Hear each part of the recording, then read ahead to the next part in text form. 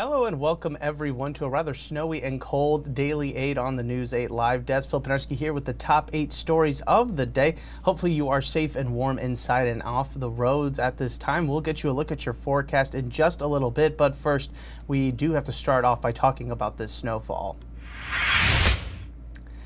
Several school districts are closed for the day all across West Michigan from the Lake Shore to Grand Rapids. This comes as we saw a few inches fall overnight and blisteringly cold temperatures with negative wind chills. We have a full list of closings over on woodtv.com, which you can now check out. Most of the closings are due to road conditions not being particularly easy to traverse at this time. The crews are underway clearing them up, and as best as they can. The cold temperatures have made it just a little bit more difficult to do so, as salt can lose some of its melting abilities once it hits below 20 degrees. But crews do have a new concoction they're using to help out, and you can find more on that inside our story on woodtv.com.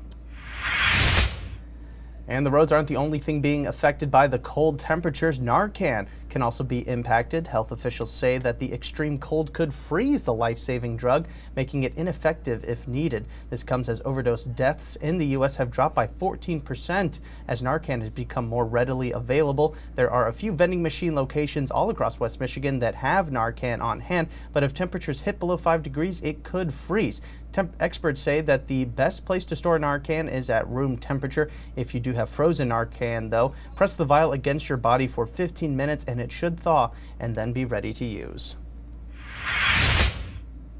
Brian Keeley, the former Michigan State police officer charged in the death of Samuel Sterling, won't have his murder case brought back to state court. A judge made that ruling Wednesday to deny the Michigan Attorney General's office's motion to move the case back to the state after it was brought to the federal level. Keeley hit Sterling with his police cruiser during a chase back in April. He was charged with second-degree murder and involuntary manslaughter. He retired from MSP the same day that he was charged. Keeley's attorneys, however, have tried to throw the case out entirely. Police in Grand Rapids are training to ensure use of force incidents are safer and more effective. We got a look inside the jiu-jitsu training the officers took part in Wednesday. The program started in 2022 to help officers handle dangerous encounters and avoid escalation. Some officers that take the classes are then able to pass the teachings along and improve their agency's responses during arrest. A GRPD trainer said that the training is already working. And now for something you can only find on News 8, we got an exclusive tour of the Palisades nuclear plant as it tries to reopen. The plant has been closed since May of 2022, but the owner, Holtec, hopes to have it back up and running sometime next year, but that's up to the Nuclear Regulatory Commission to decide. We got an inside look at how the commission is determining if the plant is ready to be reopened. The federal government announced a $1.5 billion condition commitment to support the Palisades reopening back in March. If the Palisades does reopen, it will be the first restart of a previously closed nuclear reactor in U.S. history. An Ohio lawmaker has introduced a new bill that would make flag planting at Ohio Stadium a felony criminal offense. Only Ohio Stadium, though. State Representative Josh Williams, who represents a district bordering Michigan, brought the bill forward after seeing the melee unfold after Michigan players planted a flag on the field after their upset win over Ohio State this season. Williams said it would prevent fights like the one we saw almost 2 weeks ago and keep players and personnel safe. If someone was convicted of a crime under this bill, if it passes, they could face up to 12 months in prison and a fine of $2,500. Let's take a step aside now and get you a look at your forecast for today. Here is Storm Teammate meteorologist Matt Kirkwood.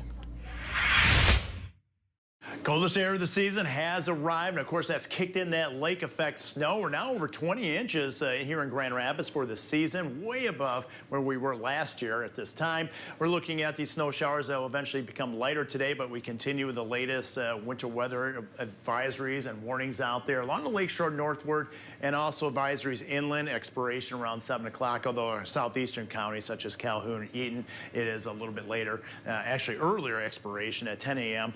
Overall, I don't think there's going to be a great deal of difference with a strong enough wind out there. Grand Rapids will have similar conditions to Holland and also Muskegon. Additional 1 to 4 inches of snow today. Most of us will come in around 1 to 2 inches. I think the sweet spot is going to be between Grand Rapids and also Kalamazoo, where the heaviest snow could see those isolated 4-inch amounts. A nicer day on Friday with even a little bit of sunshine. Look at the warm up this weekend. It's rain chances, believe it or not, for Saturday night, right on through Sunday, and a whole lot of melting snow.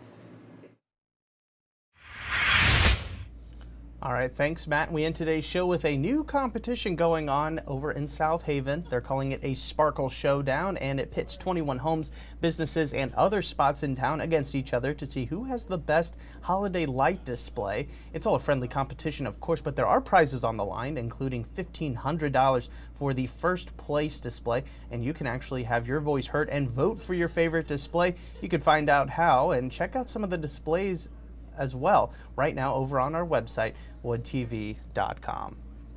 And that's going to do it for us today on the Daily 8. Of course, we will be back again tomorrow with 8 more stories that you need to know for your Friday, including a look at your weekend planner. I want to thank everybody so much for tuning into this latest edition of the News 8 Live Desk. I'm Phil Penarski, and we hope you have a great rest of your day.